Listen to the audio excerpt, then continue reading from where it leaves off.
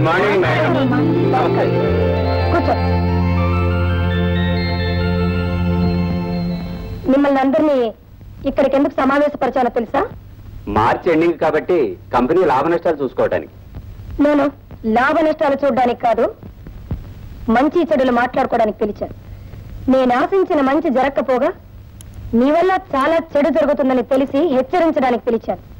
By by mister Chalapathirao గారు, మన ఈ కంపెనీ లేబుల్స్ తో మీ బ్రాంచ్ లో కల్తీ మందులు అమ్ముతున్నారని నాకు ఒక ఇన్ఫర్మేషన్ వచ్చింది. అదే అలాంటిదే లేదు మేడం. లేకపోతే పోలీసులు ఎందుకు మీ గడవంలోని మందులన్నీ సీల్ చేసి నాకు ఇన్ఫర్మేషన్ ఇవ్వాలి? పోలీసులు పొరపాటు పెట్టారు మేడం. పోలీసులు పొరపడితే ఆ కల్తీ మందులు తిన్న 10 మంది పేషెంట్లు పొరపాటునే చనిపోయారంటారా? I need your explanation mister Chalapathi Rao. ఏం మాట్లాడే? ప్రాణాలు కాపాడవలసిన మందులో కల్తీ చేయడం అనేది చిచి, దేవుడి దృష్టిలో పాపం, చట్టం దృష్టిలో నేరం అండి. పాపాలు నేరాలు చేసి సంపాదించాలనుకుంటే మనం వ్యాపారస్తులు కావండి, హంతకులు. I'm sorry madam. You should be ashamed of yourself. మీరు చేసిన ఈ దారుణం వల్ల మన కంపెనీ పడిపోయింది, 10 మంది ప్రాణాలు పోయింది. ఈ కేసు ఏదో విధంగా మాఫ్ చేస్తాను మేడం. నోర్మైండి, మాఫ్ చేస్తారట. మిమ్మల్ని తప్పకుండా చట్టం ముందు నిలబెట్టి శిక్ష వేయిస్తాను. అందువల్ల నేను నా ఆస్తి ఏమైనా పర్వాలేదు. మిమ్మల్ని క్షమించి మీ పాపంలో నేను పాలు పంచుకోలేను. నేను అంతకుండా కాదు మేడం. ఒకడు ఇంకో మనిషిని కత్తి తీసి పొడిస్తే నీకు హంతకుడు అవుతాడా? ప్రాణాలతో ఆడుకునే ప్రతి స్వార్థకుడు హంతకుడే. చూడండి, from this moment you are dismiss from this company service. You can go get out. I don't need any explanation. మీరు ఆవేశపడకండి మేడం, అసలే మీ ఆరోగ్యం బాగాలేదు. అది కాదండి, నా కంపెనీలో దారుణం జరుగుతుంటే నేను ఆవేశపడకుండా ఎలా ఉండగలను? వస్తానండి. ఏంటండి మీ సంగతి? ఎంఎస్ రెడ్డి గారు, ఏమిటన్నాను? మీ కంపెనీలో చాలా మందికి బోనస్ ఇవ్వలేదంట. 3 నెలలుగా 100 మంది వర్కర్స్ కి మీరు జీతం ఇవ్వలేదంట. ఎందుకని? ఏంటన్నారు? బోనసులు కిందటి నెలలోనే ఇచ్చేసాం మేడం. ఇస్తానని వాళ్ళతో చెప్పారు, ఇచ్చారని నాతో చెప్తున్నారు. కానీ డబ్బంతా కాజేసి మీ ఇంట్లో పెట్టారు. అదంతా అబద్ధం. ఏమిటండి అబద్ధం? ఆధారాలు లేకుండా నా మీద ఇలా అబండాలు వేస్తే నేను సహించను. చాచాలండి. గంట క్రితం ఇన్కమ్ ట్యాక్స్ వాళ్ళు మీ ఇంటి మీద రైడ్ చేసి 5 లక్షలు హార్డ్ క్యాష్ తీసుకున్నారంట. ఎక్కడండి మీకు అంత డబ్బు? మా ఇంటి మీద ఇన్కమ్ ట్యాక్స్ అని బాయ్ చేశారా? చేయమని నేనే చెప్పానండి. మీటింగ్ అని పిలిచినట్టే పిలిచి నన్ను ఇంత మోసం చేస్తారా? నార్మల్ మోసం చేసి నేనా మీరా? మిమ్మల్ని అందరూ నమ్ముకున్నందుకు మీరందరూ నన్ను మోసం చేశారు. కల్తీ మందులమ్మి నిండు ప్రాణాలు బలి తీసుకున్న వాడు అక్కడ మోసగాడు. మీకు సిగ్గులేదండి? వర్కర్స్ కడుపులో కొట్టి మీ కడుపు నింపుకున్నారే, మీరు చేసిందండి మోసం. లంచాలు మరిగి అసమర్థులకు ఉద్యోగం ఇచ్చిన అదిగో ఆ కేశవరావు ఒక మోసగాడు. మాన అర్పిస్తే తప్ప ఆడ ఉద్యోగస్తులకి ప్రమోషన్ ఇవ్వనన్న వీడు ఒక మోసగాడు. ఇంతమంది మోసగాలన్నమాట. మీరందరూ చేరి ఈ కంపెనీ జరుగుతున్నారు. ఒక్క నిమిషం. I just can't run this company any more. All of you are unfit to work here. I decided to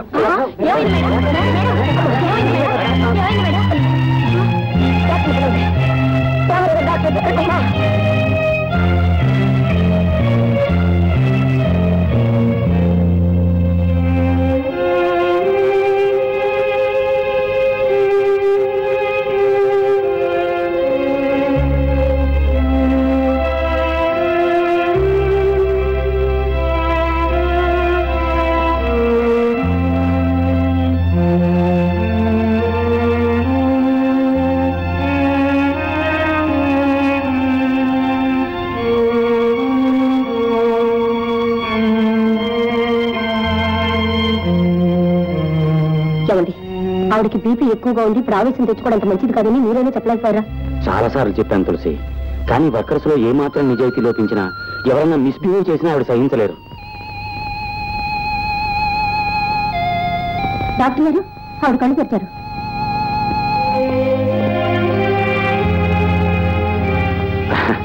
ఇంకేం భయం లేదమ్మా.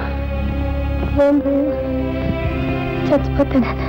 అంత మాట కదమ్మా, మీరు 10 కాలాల పాటు చల్లగా ఉండాలి. రాలేదమ్మా, కాలేజీకి వెళ్ళి ఉంటాడు. కానీ మీకు ఇలా అయిందని తెలిస్తే ఎక్కడున్నా సరే రెక్కలు కట్టుకుని మరీ వెళ్తాడు. అలాగేనమ్మా, నేను దగ్గర నుండి స్వయంగా తీసుకొస్తాను. తులసిదేనా, మీరు వెళ్ళండి, నేను చూసుకుంటాను. సరే, జాగ్రత్త. ఈ ప్రపంచంలో నా అంత అదృష్టవంతుడు ఎవ్వడు ఉండడు. ఆహా, అది నేననుకోవాల్సిన మాట మురళి. మన ఇద్దరం జీవితాంతం ఇలాగే ఉండిపోతే ఎంత బాగుంటుంది. ఓ ఎస్, బాగుంటుంది, చాలా బాగుంటుంది. ఆకాశం అంత బాగుంటుంది.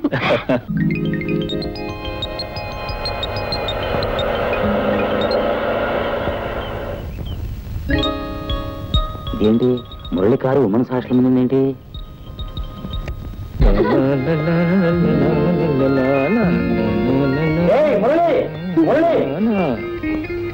హలో డాక్టర్ అంకుల్, ఏంటి ఇలా వచ్చారు? ఇక్కడ మీ కేసులు ఉన్నాయా? ఇదిగో జోకు లేకు, మీ అమ్మగారికి బీపీ ఎక్కువై మళ్ళీ హార్ట్ అటాక్ వచ్చింది.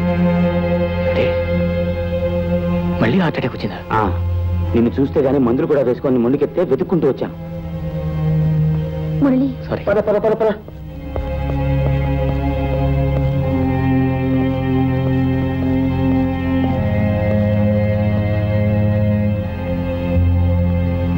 అమ్మా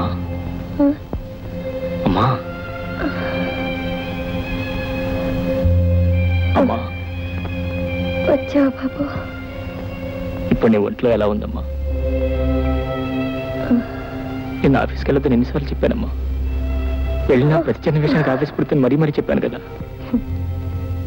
నీకు బాధ్యత వస్తే నాకు బాధలే ఉండవురా బాబు. నా ఆరోగ్యం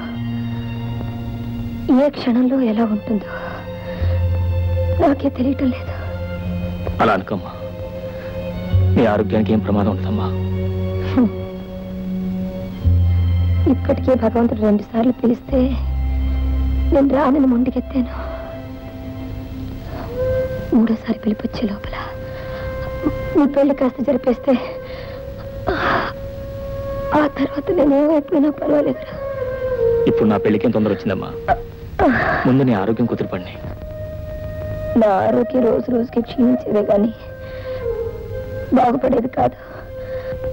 నేను ఒకవేళ ఏమైనా అయిపోతే అమ్మా, అంత మాట అనుకమ్మా. నా పరిస్థితి నా చేత అంత మాట అనిపిస్తుందిరా. అమ్మా, గీతని నా క్లాస్మేట్ ఒక అమ్మాయి ఉందమ్మా. ఆ అమ్మాయి నేను ప్రేమించుకున్నా, పెళ్లి కూడా చేసుకోవాలని. అమ్మా,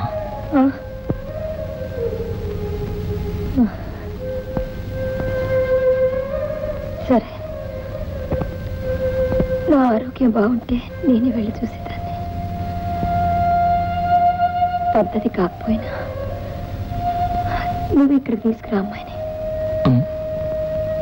ఇప్పుడే వెళ్ళి తీసుకురా. వెళ్ళు. అలాగేనమ్మా.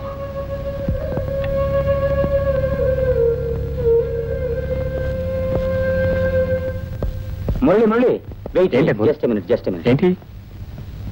మీ అమ్మగారు నీ పెళ్లి విషయంలో పచ్చ జెండా ఊపేశారని సంబరపడిపోతున్నట్టున్నావు. కానీ ఈ అమ్మాయి విషయంలో చిన్న అబ్జెక్షన్ ఉంది. అబ్జెక్షన్ నీకా మా అమ్మకే? మీ అమ్మగారికే. ఈ అమ్మాయి మోడర్న్ డ్రెస్ అది వేసుకుంటుంది కదా, I mean tight pants, jeans. Pant లేకుండా అడుగు కూడా తీసి బయట పెట్టదు.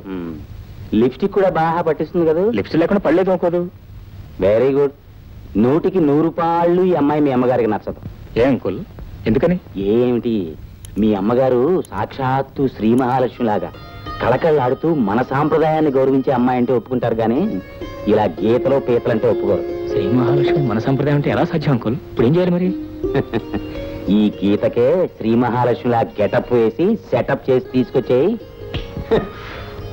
Okay uncle, thank you very much.